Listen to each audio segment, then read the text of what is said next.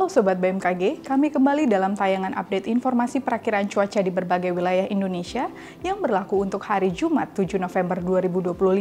Bersama saya Puji, berikut informasi selengkapnya.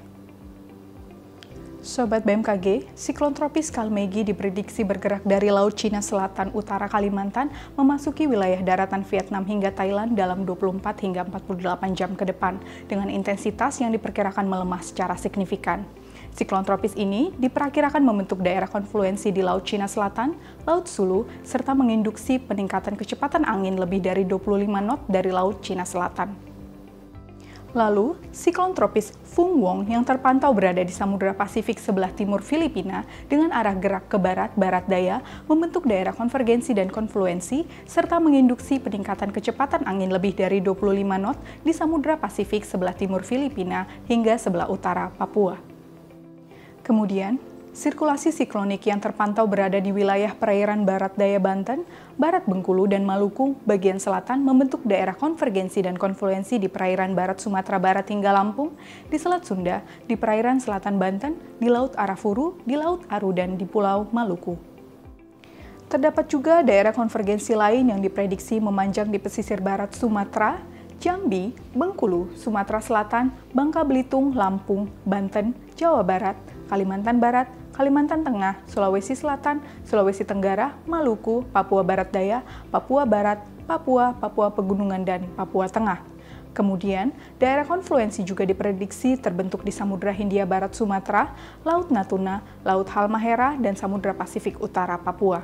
Kondisi tersebut mampu meningkatkan potensi pertumbuhan awan hujan di sekitar daerah siklon tropis, sistem tekanan rendah, dan di sepanjang daerah konvergensi konfluensi tersebut.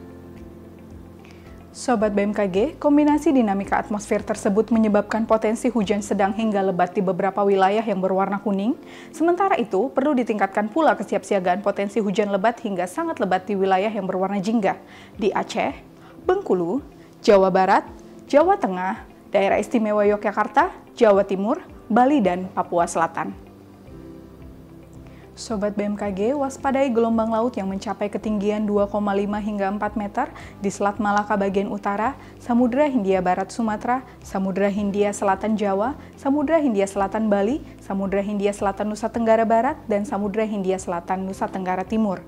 Waspadai juga banjir rob yang berpotensi terjadi pada esok hari di berbagai wilayah pesisir Indonesia, yaitu di pesisir Aceh, Sumatera Utara, Kepulauan Riau, Lampung, Banten, Jakarta, Selatan Jawa Barat, Jawa Timur, Bali, Nusa Tenggara Barat, Kalimantan Utara, Kalimantan Selatan, Sulawesi Utara, dan Maluku.